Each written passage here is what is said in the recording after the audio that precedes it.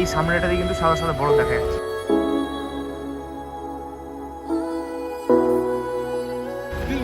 Live snowfall, live প্রথমবার।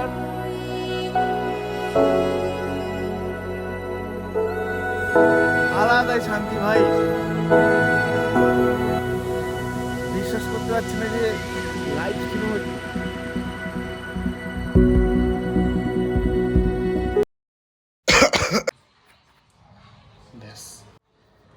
So hey what's up from আসসালামু আলাইকুম, welcome back to our another blog.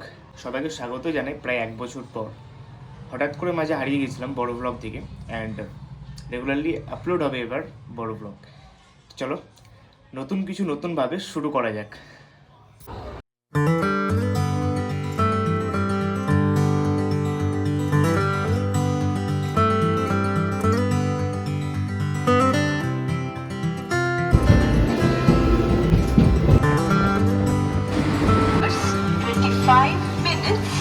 From platform number 3.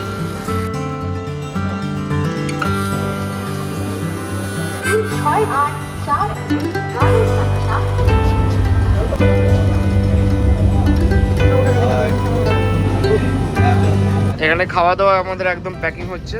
এগুলো আমাদের খাবার না, অবশ্যই যে কিচেন আছে, কিচেনটা দেখা অ্যালাউ নাই।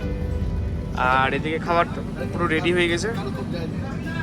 এই রাতের এখন আমাদের কিন্তু প্রস্তুতি চলছে, মানে কালকে সকালের ব্রেকফাস্টের জন্য প্রস্তুতি চলছে। এখন আমরা সব কিছু রেডি করে রেখে দেবো যাতে আমাদের প্রবলেমটা পরে না হয়। চলো মজা হবে, খুব মজা হবে। এই হচ্ছে আমাদের রাতের খাবার হচ্ছে এখন, সব একদম লেগে পড়েছে খেতে। সেই খুব সুন্দর খাবার রাতের। এই যে রয়েছে ডিম, একটা মিষ্টি, সবজি, ডাল, ভাত, তার সাথে রুটি।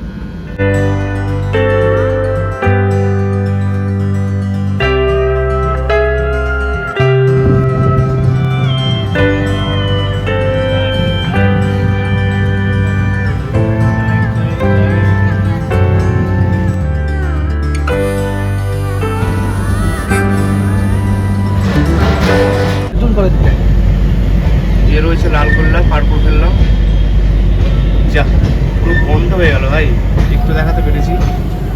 আর এখানে কিন্তু দিল্লিতে ভাই প্রচুর চোর, মানে এইভাবে একজন ভিডিও করছিল, হঠাৎ করে তার ফোন কিন্তু একদম চুরি করে নিয়ে পালাচ্ছে। দিল্লি স্টেশন ঢুকছি এখন আমরা।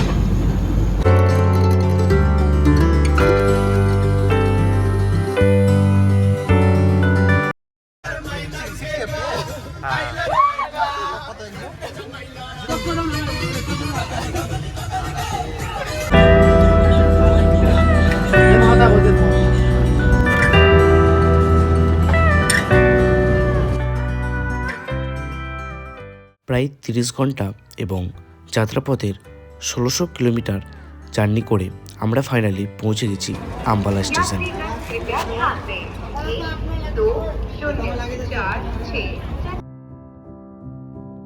যাই হোক, ট্রেন জার্নি শেষ করে আমরা এবার টেম্পো ট্রাভেলার অর্থাৎ ট্যুরিস্ট বাসের যাত্রাপথ শুরু করছি। এর মধ্যে কিন্তু আমরা দুপুরের লাঞ্চটা সেরে নিয়েছিলাম। তাছাড়া আমাদের ডেস্টিনেশন আম্বালা গান থেকে মানালির উদ্দেশ্যে, যেটা ডিস্টেন্স প্রায় 300 কিলোমিটার। রাস্তাতে যাওয়ার পথে কিন্তু আমরা একবার স্ন্যাক্সের জন্য দাঁড়িয়েছিলাম। এরপরে আবারও 6 ঘন্টা জার্নি করার পর ফাইনালি আমরা রাত্রিবেলায় মানালিতে প্রবেশ করি। জার্নিটা ছিল অনেকটা পরিমাণে লম্বা, যার কারণে আমরাও প্রায় হাঁপিয়ে পড়েছিলাম। এরপরে লম্বা একটা ঘুম দিয়ে আজকের রাতটা বিদায় দিলাম। দেখা হচ্ছে পরের পার্টে।